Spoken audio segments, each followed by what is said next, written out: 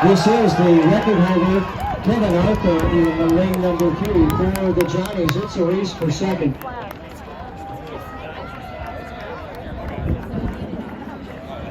Kevin Arthur in 10.31 seconds.